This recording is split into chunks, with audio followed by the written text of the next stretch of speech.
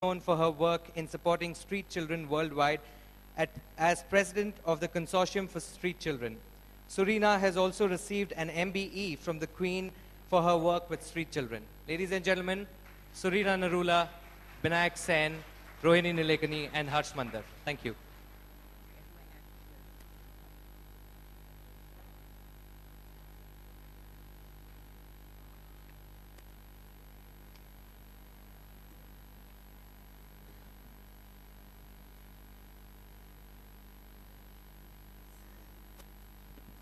Good evening, ladies and gentlemen.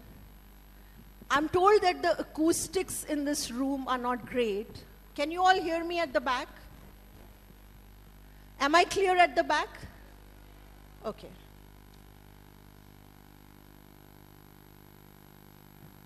Our topic today is Colliding Worlds, the Quest for Justice.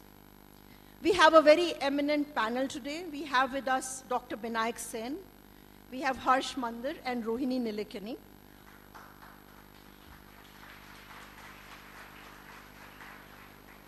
Unfortunately, Elena Sen could not be with us today due to unforeseen circumstances. She sends her apologies. Now, all my panelists have been in the middle of a colliding world, and they tried to make sense of it. We are going to talk of their reactions to their colliding worlds. There is one common thread amongst them all. They have all worked in the issue of food security and hunger. Therefore, we will keep food as an example of as an example within the colliding worlds for our discussion. We will talk of the ground realities of the dispossessed, the complex food distribution system, and the debate of production between the NGO and the business sector. But first of all, I want to begin by launching a book that has been written about hunger and published by Penguin. Mr. Harsh Mandar is the author of this book. A very warm welcome to you, sir.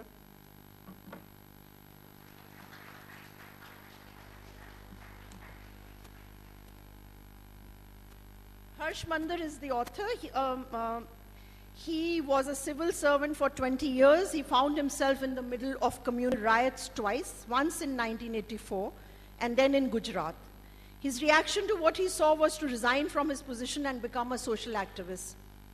Today, he writes for The Hindu and the Hindustan Times. He is also the author of Unheard Voice, Stories of Forgotten Lives, and also Fear and Forgiveness, and has written several other books. He is a special commissioner appointed by the Supreme Court of India to advise it in the right to food, case on hunger, and state responsibility. Harsh's book, Ash in the Belly, India's Unfinished Battle Against Hunger, makes out a case for right to food. Harshi, could you do the honors?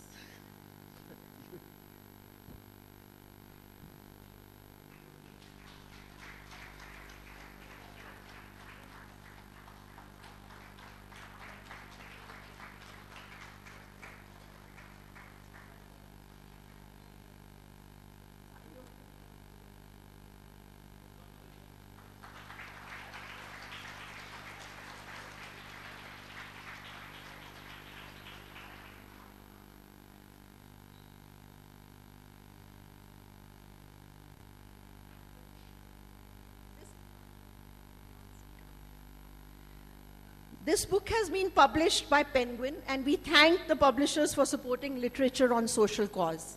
The title is Ash in the Belly. In this book, he has described the unequal social and economic arrangement of public policy. Harsh will tell us more about this later, but first let me introduce you to the other panelists. Rohini Nilekani, welcome here. She's a philanthropist, a journalist, and an author. She's the co-founder and chairperson of Pratham Books, which promises to put a book in every child's hands. She's the chairperson of Argyam, which supports initiatives towards safe and sustainable water. Rohini's colliding worlds are between business and the social activists. She has recently come out with a book, actually 2 years ago, Uncommon Ground, which is her attempt to find common ground between the too by generating dialogue. We will be discussing your chapter on food later.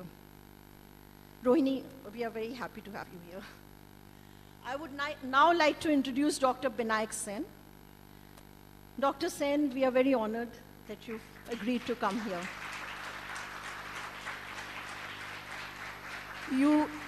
You inspire us all. Dr. Sen served for 30 years as a doctor in Chhattisgarh.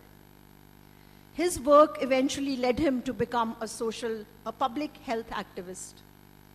He found himself in the middle of a colliding world when the anti-Naxalites operation took place along with its extreme human rights violations. He criticized the Chhattisgarh government for their part in this and got arrested in 2007 for allegedly supporting Naxalites. In 2010, Sen was sentenced to lifetime imprisonment for charges of sedition and conspiracy. In 2012, he was granted bail by the Supreme Court. His appeal is pending in the Bilaspur High Court. Dr. Sen, tell us, first of all, about the ground realities of issues of health that you found in the tribal communities that led you to become a public health activist.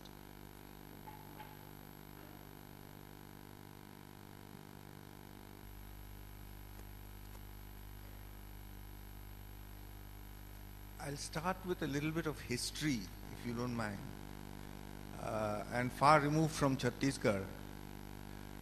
1943, there was a famine in Bengal, which Amartya Sen famously described as the failure of exchange entitlements. And that famine, 3 million people died. In that famine, recently a book was published by a historian, actually a physicist turned historian, Madhushree Mukherjee, who wrote about how Winston Churchill directly intervened in the famine situation to bring about to sequester all the rice harvest for the British war effort. Here we see very clearly the effect of state intervention on bringing about a situation of this kind. When PUCL along with a host of other human rights organizations investigated the Salwa Judum in Bastar, the report that we published at that time was entitled "When a State Makes War on Its Own People." I'm comparing these two situations because when we talk about the health situation in Chhattisgarh and in particular certain areas of Bastar, we must not think that these situations have been brought about on their own or have happened of their own happenstance. That is not the case. These situations have come about as a result of specific interventions undertaken by certain specific agencies, and we have to understand the situation in the context of that, those interventions. Now, when we when we look at the figures regarding malnutrition, and we look at the work, but in particular of the National Nutrition Monitoring Bureau, we find that, you see, we have had an index called the Body Mass Index. The Body Mass Index gives us a quick and robust and expandable index on adult nutritional status, because so far, whenever we've talked about nutritional status, normally we talk about the nutritional status of children, and we find that everybody knows that about 47% of our children below 5 years are malnourished by weight for age criteria.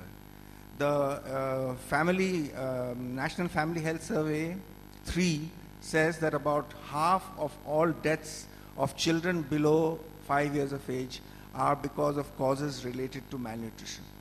Now, in this kind of a situation, but very few people talk about adult malnutrition. Although I am a pediatrician and my teacher was a very well-known nutritional scientist, but I have become very interested in adult malnutrition now, because very few people are talking about adult malnutrition. In India, around 40%, 37% of the total adult population of India has a body mass index of below 18.5, which gives us the World Health Organization says that if in any community, if more than 40% of its members have a body mass index below 18.5, that community should be regarded as a community in famine. Now, when we look at the figures that are published by the NNMB, National Nutrition Monitoring Bureau, we find that about perilously close to 40% of the total population are in any case below 18.5 BMI. And if we look at specific sections of the population, for instance, the scheduled tribes, scheduled castes, the minorities, such a report tells us about the nutritional status in the minorities sections. And large sections of the population of India are permanently in a state where their body mass index is in below 18.5, and over generations, this is a situation that is going on. Now we have what Amrita Rangasamy tells us is that the stigmata of famine are seen only in when the malnutrition reaches an acute form, but which were earlier recorded by the artists like Jainal Abidin and photographers like Sunil Jana at the time of the 1943 famine. But the chronic form of famine, which is what we have today, this is something that we must realize, that large parts of our country, large sections of our population are permanently in a state of famine. That is the first point that I want to make, that we are permanently, large sections of our population are permanently in a state of famine. Yes, I just want to take you back to Chhattisgarh. Yes. I want to understand, what was it that tipped the balance? When was it that you became an activist, health activist? What was it that you found that made you so angry that you started, doing something about it? No. I was a member of the People's Union of Civil Liberties before I went to Chhattisgarh. That is, I went to Chhattisgarh in 1981. Right. And I went to Chhattisgarh to investigate the illegal arrest of Shankar Guha Yogi, a trade union leader who was leading a very innovative movement in Chhattisgarh as a member of a PUCL delegation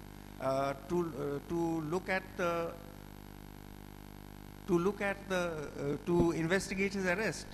And so I was a member of the PUCL, and all through my work as a doctor as part of the Chhattisgarh Mukti Morcha, the Chhattisgarh Mine Shramik Sangh, and the hospital that they built. I didn't build that hospital, that they built. That was the whole point.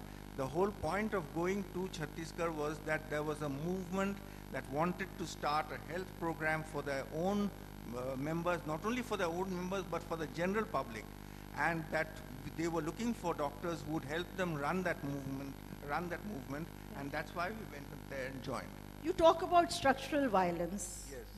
What would you tell us something about that? Yeah, like the people, you see, Dr. B.D. Sharma is a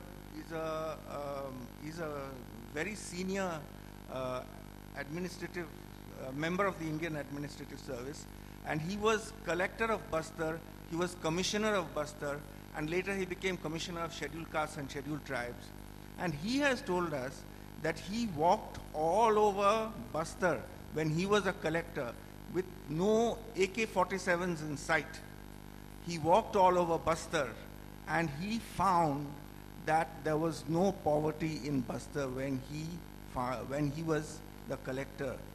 Now, but today we have a situation, when I go in, I have gone into villages and performed surveys of the population with respect to their BMI, and 70% of the people in those villages are have a BMI of below 18.5.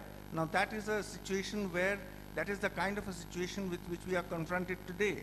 And this is the structural violence. Now these people who are living on the edge, absolute edge of famine, they are able to survive only because of their access to common property resources: water, land, forest, and biodiversity. There are so many common property resources which they help them to survive.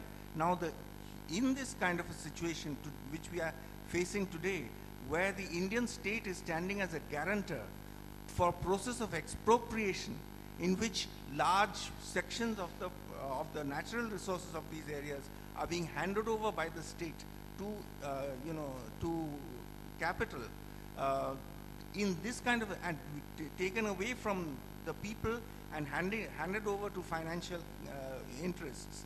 In this kind of a situation, this is the structural violence. This is a situation where the structure of the economy itself, in a globalized context, the structure of the economy is such that these people's the resources on which they depend for their survival, those resources are being taken away from them and handed, so their survival is being called into question.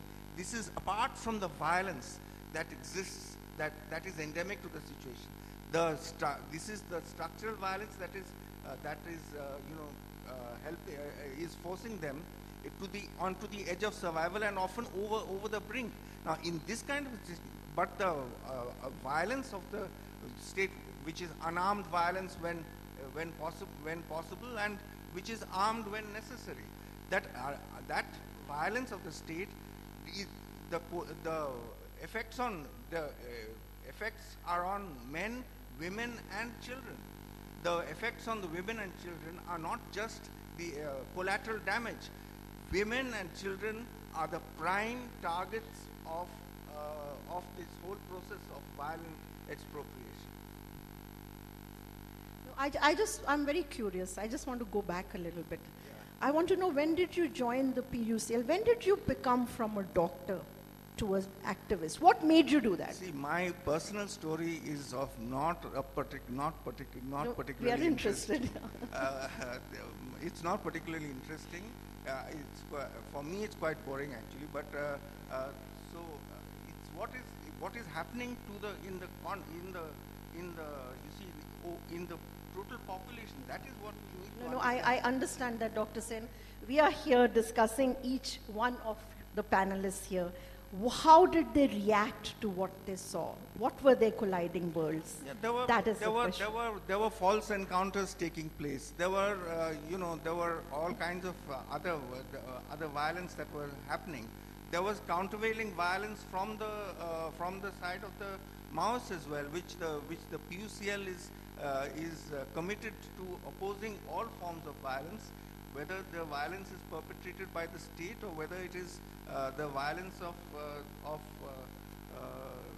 the people who oppose the state. So, but we are trying to promote a situation where violence is brought to a minimum. But the structural violence that is endemic in the situation, that is something that we need to understand because these people are fighting for their own survival. Okay, let's go to right to food. How did you come to that?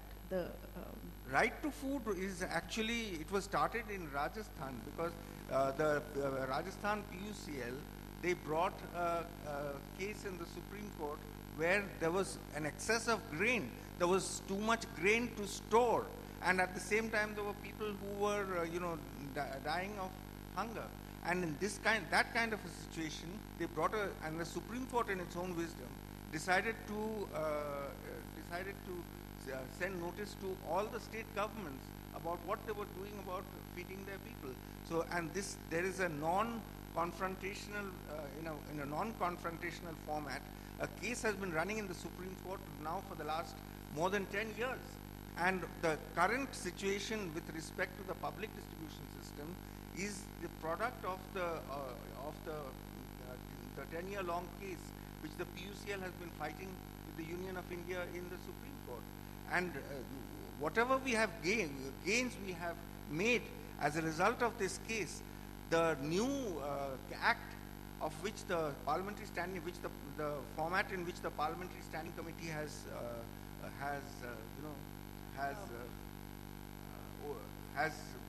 put forwarded to Parliament, that if that becomes law, then we will have taken a giant leap backwards from the situation that of public distribution that exists today. Okay, can I bring Harsh in here? Let's talk about hunger again here.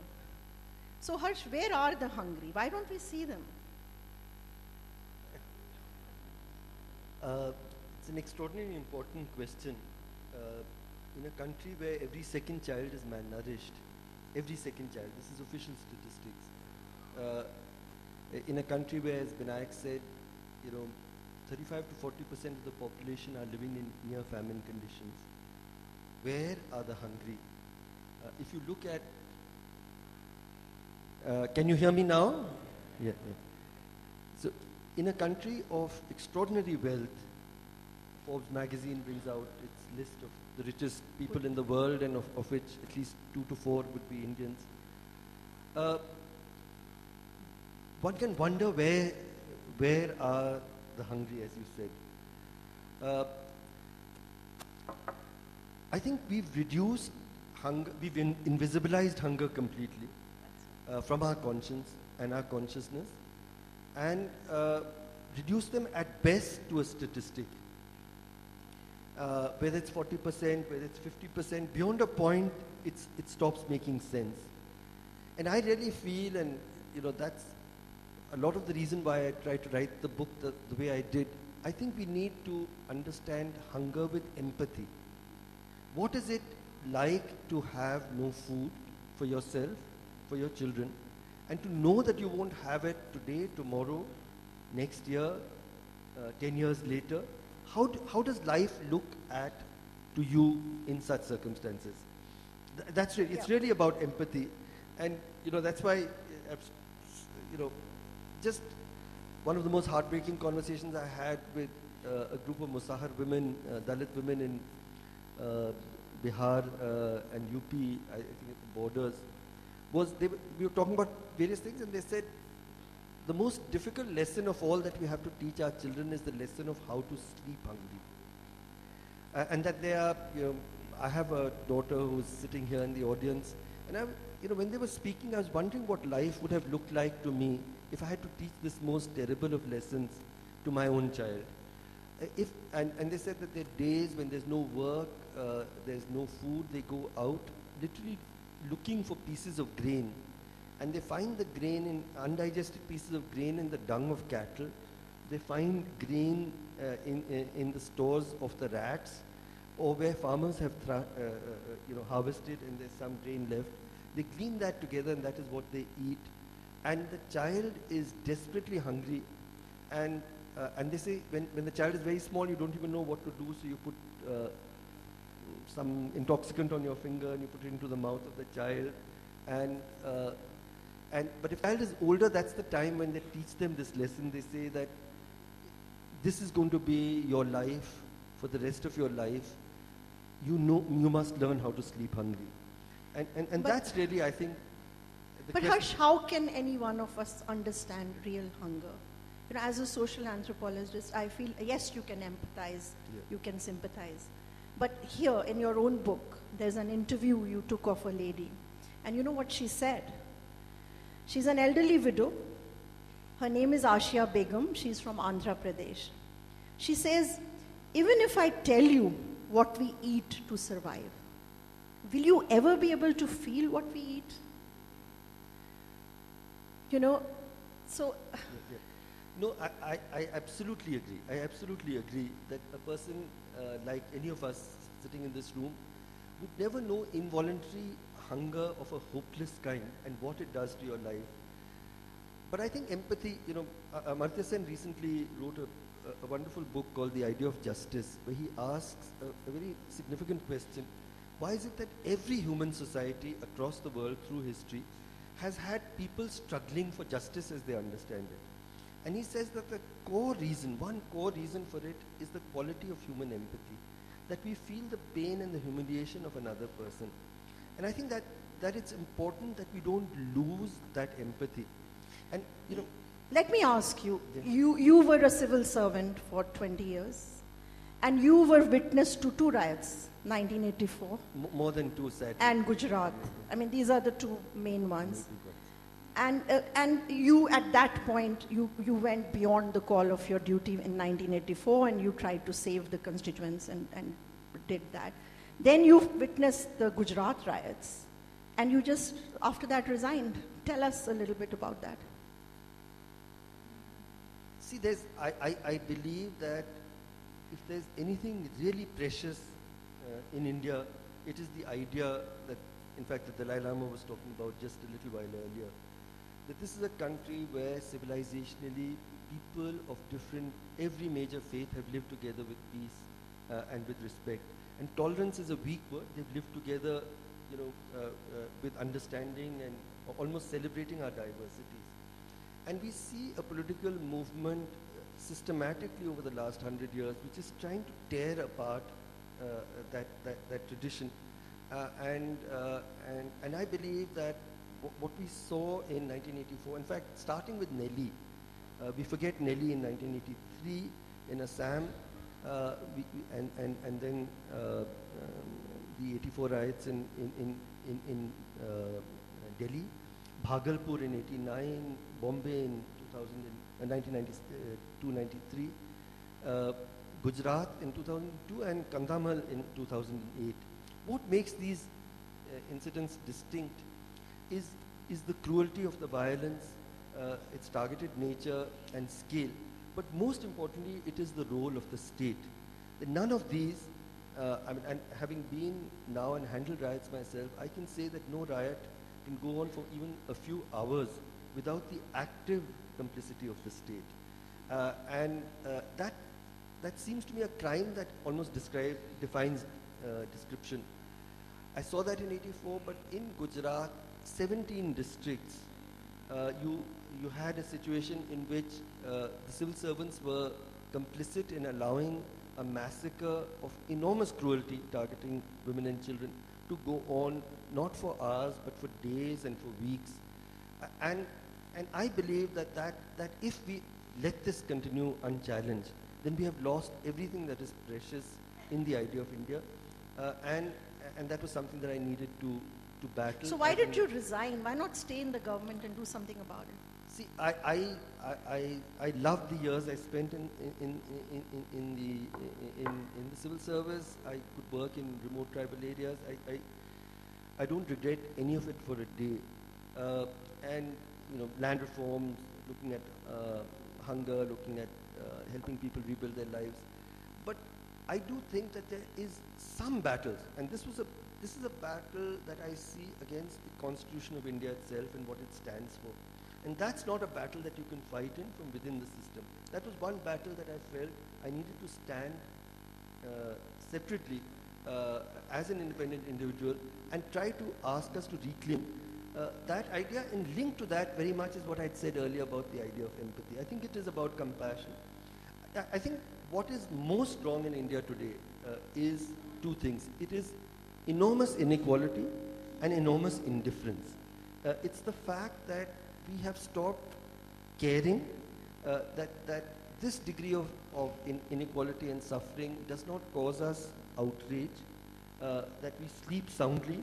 You know, I often think on a cold winter night in Delhi, freezing temperatures, you put your daughter to sleep, you know, after she's had every comfort and protection.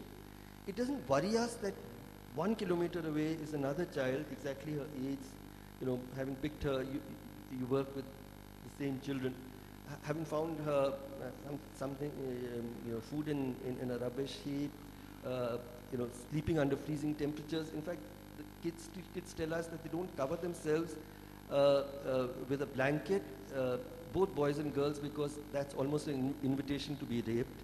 So you sleep actually uncovered through the freezing night. Early morning you pick rags. You'll never see the inside of a school. You get sexually abused through the night. The fact that it doesn't worry us. You know, the last, this girl, I'll just say one more thing. This recent incident about the girl in Delhi and a gang rape, to me was a very significant moment of empathy, above all.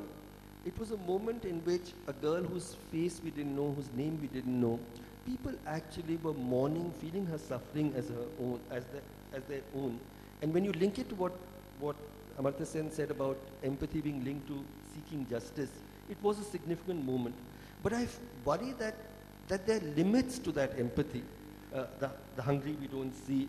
We don't see these children. We don't see a homeless woman who's raped every night, let alone the people in Chhattisgarh that, with BMIs of the kind that, and the stories that go behind them, or the Musahar women. But most of all, I feel that the limits to our empathy is also with the perpetrators of those crimes. And that's a really difficult one. When you look at the boy of 17 whom all of us are demonizing, and he did the most horrific of crimes, but he came into the streets of Delhi when he was about 13 years old. We don't know his exact story, but you and I know the kinds of backgrounds of violence, abuse, alcoholic fathers. They come into the city, the state doesn't reach out to them, none of us reach out to them. The child only continues to grow up in environments of brutalization and there's no one to reach out with love, no one to talk about what is right and wrong. And therefore, when that child at 17 has turned out to be as much of a monster as he is, the only question that I would like to ask is, can we recognize our own moral culpability in that act of violence? Can we recognize our own moral culpability in the mothers who have to teach their children how to sleep hungry? I agree with that. Just tell me something. When you see a situation like this and the situations you saw, as a humanist, you want to do something about it. But I have a question for you. When does being a humanist cross the line and becomes a crime? I think there can be no limits What I meant was that if you took action, something happened in front of you, there was violence, and you actually took up the arms yourself and did something about it. That's a crime. I strongly believe in non-violence, but I do believe in intervention. And the idea of again, just because we were just hearing the Dalai Lama, I think what he was saying is so important. He said more important than any religious faith or the absence of any faith is essentially the quality of compassion, the quality of feeling another person's pain. They say the Buddha was asked by his disciple, what is the greatest miracle that you've seen? Walking on water, doing this, doing that. He said, no, the greatest miracle in the world is being able to touch another person's heart with love and with compassion. And I think that there can be no limits. I think it is a language. And in this book itself, I've said there can be an economic case for the state taking responsibility to ensure that no one sleeps hungry. There's a very strong economic case one can make about the demographic dividend and people being more productive and so on and so forth. But I don't want to make that argument. I want to make the argument purely on ethical grounds that are we prepared, I'm enjoying this festival. I was out there at Rambagh Palace last night. But there's a part of me that just keeps asking that how long are we going to allow ourselves to live in such different worlds which are growing further and further apart? And can we at least agree that there will be a floor of human dignity now, as of tomorrow? We will hold our governments accountable to ensure that no one sleeps hungry, no one has to sleep under the open sky, no one dies because they don't have health care. And whatever it costs, I am prepared to be taxed. I want to be taxed. I want to ensure that that floor of human dignity is shared by everybody. I think that's the discourse, and that there should be no compromise to that. I think you say this in your book here, Once you've made a case for right to food, you're talking about India produces enough food to feed its billion-plus people. The reason for hunger is bad governance, etc. You made a case out, and then you say we should go for the right to food bill. But then, towards the end of the book, there is a paragraph I want to read out to you. You say, just for a moment, let us dream. Let us imagine that one day a tempest sweeps from the land all corruption from every public office and indeed every heart. Let us assume that the government also decides that ending the scourge of hunger is in greatest priority, overriding all considerations of cost to public funds. Would even this be enough to free our people of undernourishment and empty bellies, of the ultimate tragedy of watching one's children sleep hungry? So you've said exactly. Yeah, I've said that, but I've said that we'll have to, it is a governance problem. It is about corruption. It is about resources. But it is also about us, because it is the inequality within the family towards the woman who eats least and last. It is our attitudes of caste which don't allow people. So what I'm trying to argue here is that we must make demands from the state, but we must recognize, as I said earlier, that if we live and are comfortable with living in a society of such inequalities, then we are going to create and recreate conditions in which hunger will continue. So it's up to us, right? Rohini, I want to bring you in here. Tell us about a little bit about this book, Uncommon Ground, and you have moderated a debate between genetic modification, the lady who works on the biogenetics, and a person from Unilever. Yeah? So I'm just going to bring in a few points that you've said over there. You've mentioned that we are converting the they have mentioned that they're converting the fertile land into special economic zones. Can you tell us more about this? First of all, let me say that Uncommon Ground was my attempt to create a platform for dialogue. So I am not a food expert. I talked in that book about many things. I was concerned that in India, the debate on many things is getting extremely polarized. That our social activists and our corporate leaders are not talking to each other. There is some common ground, they might have common goals, but there are so many differences of language, and when I say language, I don't mean Hindi or Kannada, I mean just a world view, that they're not even able to sit in the same room and talk across their differences. And I feel that's dangerous in a democracy if we don't have enough platforms to talk across our differences. So Uncommon Ground was a small attempt to bring corporate and social leaders together. As one of the topics that we addressed in that, Suman Sahai and Bindi Banga had a conversation about how can we have food security in a country like ours, which is the world's second largest producer of food, in which 600 million people, according to latest surveys, are in some form or another involved in food production. A country of 100 million farming households, and we have endemic hunger. On the other side, we have the opposite side. Just as the poor are having a reducing diversity on their platter, the other side has an increasing and vast array of choices, and that's causing a whole different set of health issues. Talked about obesity. So these were some of the questions that I was putting to my two panelists, and there were some good answers I thought that came out of it. So, as I said, I'm not the expert, but what came out from that, I think, was, to me, and even listening to the two of you, whom I admire very much for all your work, I feel that somewhere these questions of food and health and livelihoods and water security is we also have to ask ourselves about what kind of society we are developing. A lot of this work is in the Samaj. I mean, if the Samaj is not strong enough, inevitably the Sarkar and the Bazaar will not do their job well. So a lot of the work, I think, ahead is to build the Samaj to be stronger, to resist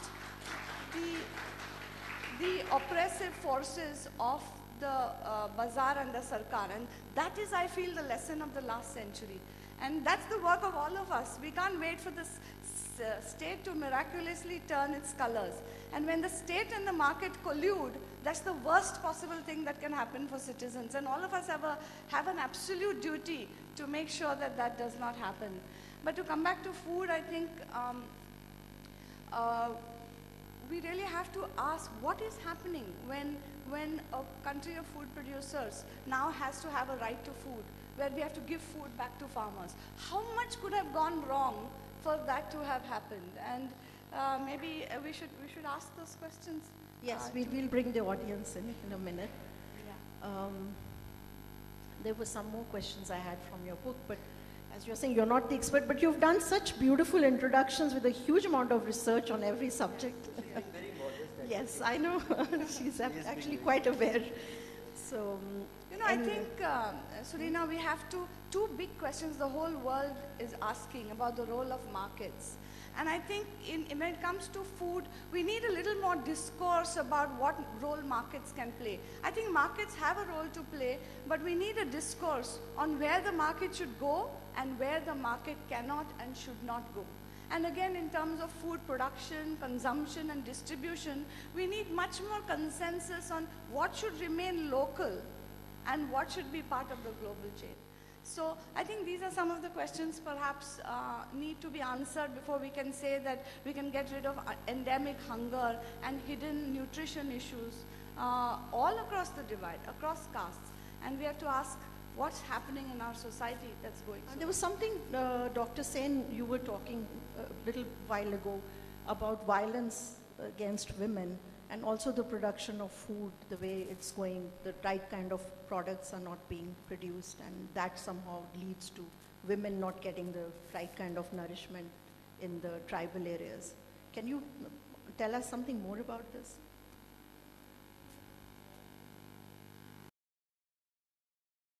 The whole argument of the 73rd and 74th amendments was about local, the sovereignty of the local, as opposed to the sovereignty of the system, of the centralized forces.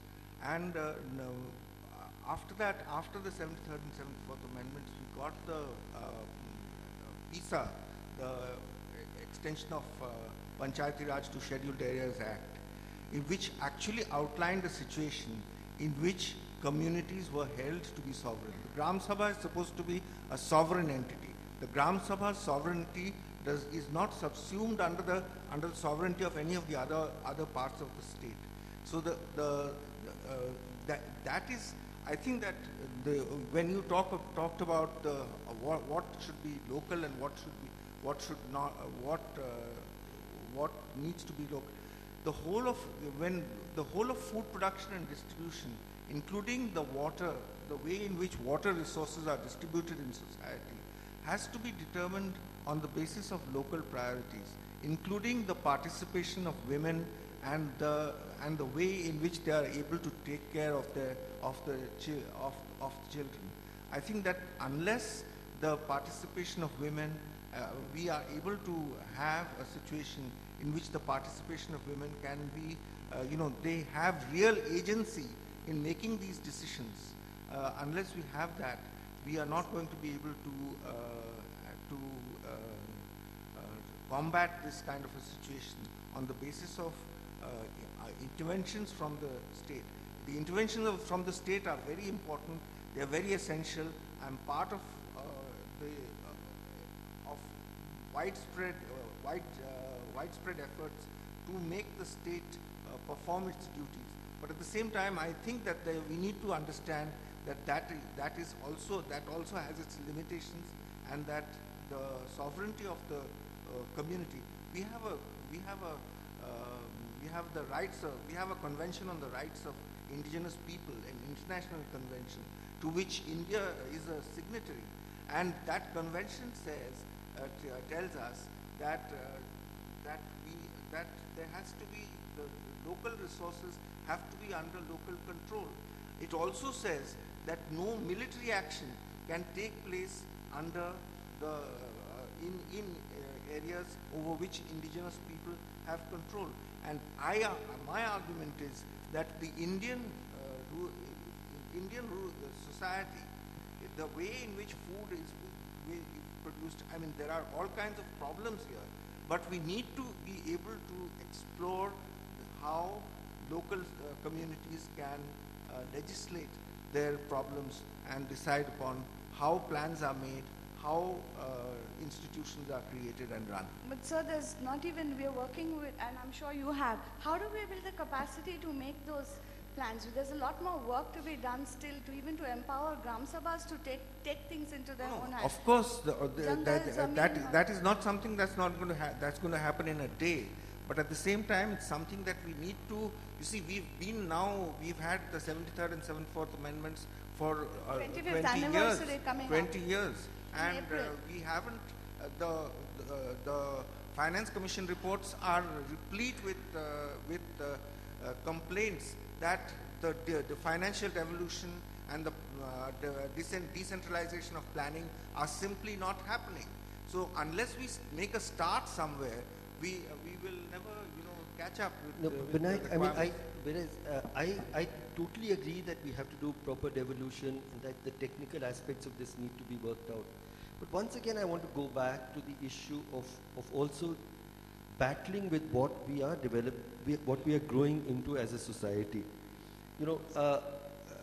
I've investigated far too many starvation deaths for many lifetimes actually.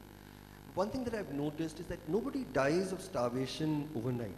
It's a long, painful process in a rural context. So like we'd gone to this one place where this lady, 32 years old, widow had died, and her son who was 10 years old was telling the story, and he said that their father had died and the mother used to go out collect curry leaves, and she used to earn 25 rupees, she used to feed them, and when they asked her to eat, she keeps saying, my time is over, at 32 years, my time is over, and you must eat. And then she got weaker and weaker, she couldn't get up from the bed. The son dropped out of school and started collecting it, he collected even less, and his mother ultimately died. This whole thing took about a year. But and that the state didn't reach out is completely horrific.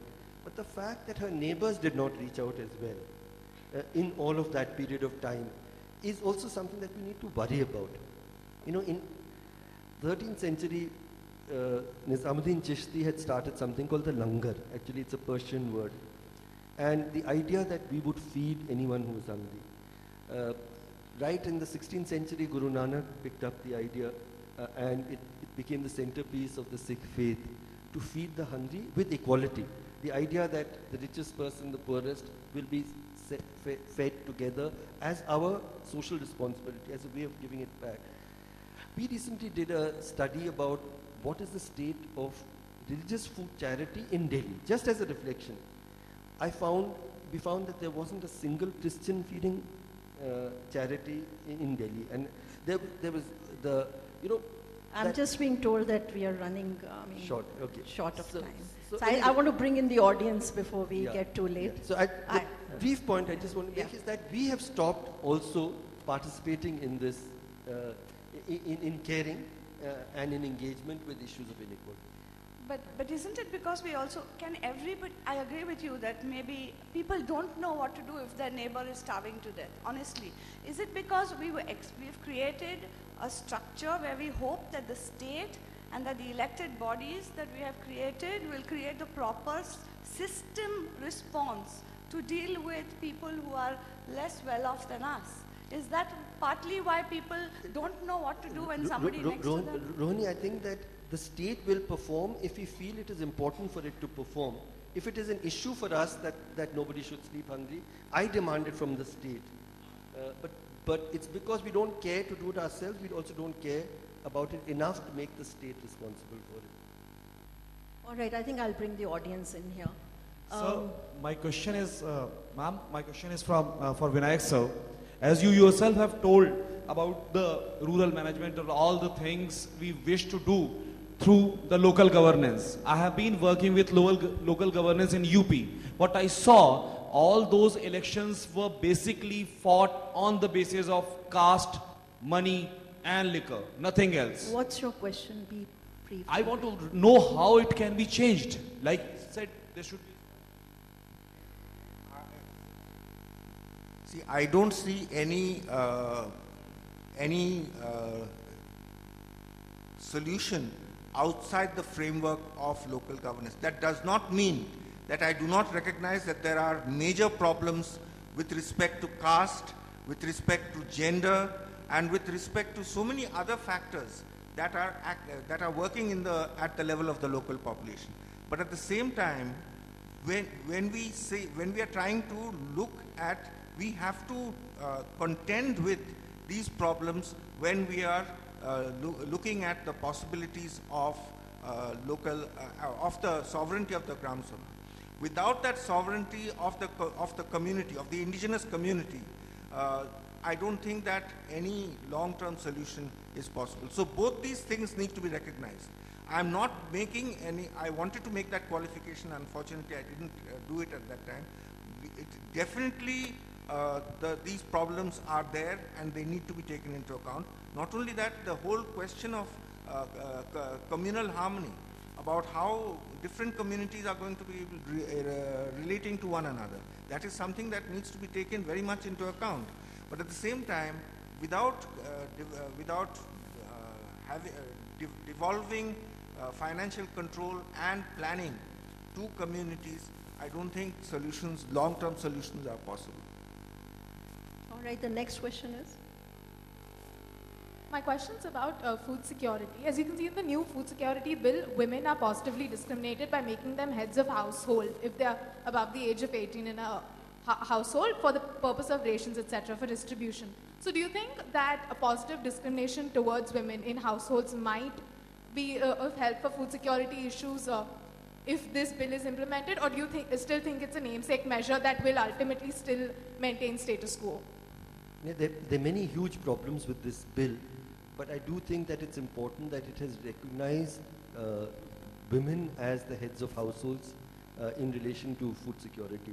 I think that's a significant step, which also means that if she gets turned out, she holds the right over that household's food entitlements rather than the male. So I think it's not token, it's significant, but there are huge other problems with the bill. Another one? My question is to her, sir. So Could you please tell us your name first? It is Nishant Singh, sir. I am preparing for the IAS. Somebody like me who would aspire to undertake the developmental process for my nation and still perceiving IAS as one of the finest tools to undertake that. What will be your reaction to it, as in the IAS as a tool to undertake the development? See, very briefly, I think, when you push back to when, India's constitution was being written, there was an idea that we would have fully elected government in the center and in the state. But in the districts, we chose not to have an elected government. We continue to have a situation in which the ICS and then the IAS retains a kind of authority over people at the local level where government is really at its cutting edge, which is what makes this job such a significant one. Why did they take this decision? Briefly was because in the context of communal, caste, gender inequalities, there was an expectation that this would be the steel frame, this would act fairly and justly, whatever political parties and social movements did. We have found that the bureaucracy has increasingly become more and more compliant in, as I described in communal rights situations. If you become complicit, then the relevance of this instrument has got weaker and weaker because it is not doing the job that the country expected it to do, to do what I used to teach in the Mussoorie Academy for a brief period. I used to say, the first lecture was that the highest duty of a civil servant is to dissent and to disobey, to act by your conscience, not to do what you're told. And if you are willing to do that, there's no job like it in the world. Dr. Sen, would you like to say something? The conscience. That coming. All right. Anybody else? My name is Madhav Singh. I'm curious about the heading of this discourse, the colliding word, the quest for justice. Is it being assumed that there are only two words and they will be always apart and will not be able to sit together and find a solution which mostly flow from the misgovernance and the corruption? Rohini can answer that. No, I certainly hope not. We need all the worlds to come together. The future is about that. And delineating the role of each of these worlds. And I don't know in this case what worlds you mean, but at least I understand it as community, society, and then the space of the market and the space of the state as defined currently by our Indian democracy. And we have to get them all to talk to each other, and we have to get them to work together. I don't see any alternatives. You cannot have complete polarization all the time. The solutions are often in the middle ground. But the colliding worlds could also be these two worlds of what people call India and Bharat, the two Indias which are growing so much further apart. I see them colliding, and unless we find ways of bridging these two, there'll be a problem. The dispossessed and the privileged. It's a continuum. It's a continuum. It's not two separate worlds. My name is Anagha, and I yield my question to Dr. Sen. Sir, there's always been a gap between the academicians and the grassroots level workers. How do you, sorry? Hello, can I see you? Yes, I'm Yeah, here. okay, hi. So my question was, there always been a gap between the academicians and the grassroots level workers. How do you think the gap should be bridged? Am I audible, sir?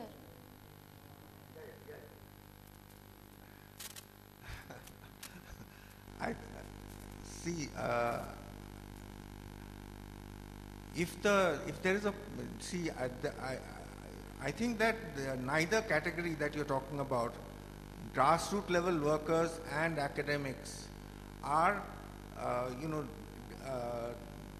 are secondary to society. I think that it's the people, the processes that are taking place among the people that are primary, and those are the processes that we seek to understand and that we seek to influence. That is both so-called grassroots workers as well as academics. So I don't think that those are the categories that we need to emphasize, concentrate on. What we need to look at more specifically is what is happening among the people and what understanding the people have of particular situations that we are confronting. Can we take 2 questions at a time? We just have last 2 minutes. Can we take 2 questions in a row? Hi, my name is Namrata. This question is in response to something that Rohini had said earlier in regards to that we need to have a larger discourse in terms of where the market can and cannot go. So my question to you is, do you think it's better to have a conversation in terms of how can we further diversify the market so that more players can be a part of it, so it's not just large conglomerates and individuals? Can't hear you very clearly. Just put the mic next to you. Okay. So my question is it better to have a conversation rather than saying where can the markets can and cannot go, to how can we diversify the market so that more players can be a part of it? That way when the state and the markets do engage with one another, it's more cooperative and the end result is more on a collective basis. Can we take another question before we go? My name is Vinita. Dr. Sen, Mr. Mandar, you all have painted a very grim picture. My question to you is, are you at all hopeful about the future? Where do you see India 10 years from now if we continue the way we're going? Dr. Sen.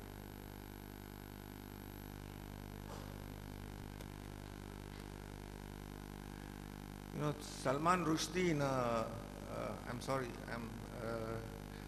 in a television interview just a few days ago, he quoted Gramsci when he talked about the pessimism of the intellect and the optimism of the will. So I think that we have to be optimistic.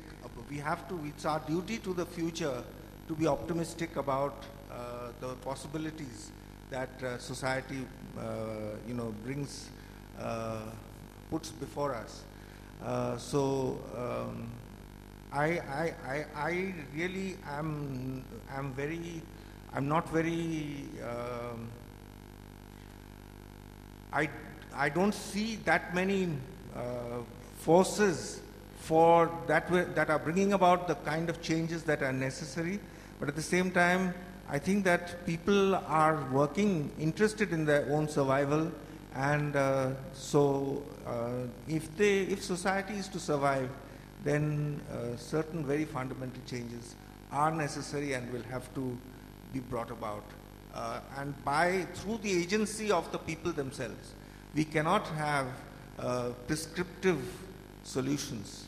So how that will come about, that is something that history will determine. I can't predict that. Harsha?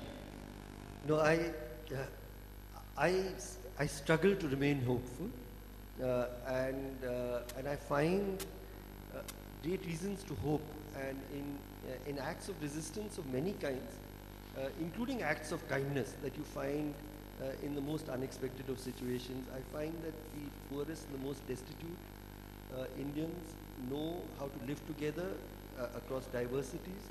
They know how to share in the most difficult of circumstances. I do believe that we will overcome because of our young people and because of the humanism of people who are dispossessed and are still struggling to live with dignity. To say something, Rohini? Yeah, quickly to answer on the markets question, it's too complicated to answer at the end of this conversation. But I'm very hopeful because people everywhere are redefining what markets must do and how they must serve society better. So I'd like to have an offline conversation on that. But I'll say it's too late for pessimism, sir. I think all of us have no choice. India is the country that is going to show the world how it's going to have to be, the compassion, the efficiency. We have to redefine markets. We have to build up our Samaj to be strong. Every day I meet young people who have all kinds of innovative ideas. They are problem solvers. They are solution focused. They want to take risks. They want to do things. They want to get outside of the usual rat race and try to create the kind of society that they would like to live in. And I meet so many of them all across the country. I think we'll finish with this positive note. There is hope. Do we have time for another question? We'll take one last question. One last question. I'm just going to keep it very short. And the reason I insist to ask, sir, to you is you spoke about the subject of empathy and how we lack empathy. And this is an ethical issue that I'm very, very strongly facing myself right now, also because I'm from Delhi and in context of the rape case right now. I have a notion to say that for empathy, you need to have experienced that yourself. If you haven't experienced it, then it doesn't hit you. I have seen the same movie at the same hall where the girl was raped, hence it outraged me, I went and participated. So the question I'm asking is, how do middle class people like us, is there a way to develop a sense of empathy, or am I wrong in my assumption that empathy is about past experience? I think it's a wonderful question, and it's something that I feel very passionate about. I think we're not talking to young people enough about that other world. We're not building empathy and understanding in the way we are bringing up young people. When we were kids, at least our mothers used to say their hungry children outside don't waste any food. You were told to dress a little more modestly. It was vulgar to flash around your money and so on. We've stopped doing that. Recently, my old college, St. Stephen's in Delhi, asked me to talk to the entire first years for a full year, and I've designed a course called Engaging with Unequal India. I'm just amazed. They're wonderful young people, but they just don't have even the beginnings of an idea. I mean, once I asked them, has anyone, how many of you have seen a slum? It was just to start a conversation. 250 kids, not one hand went up.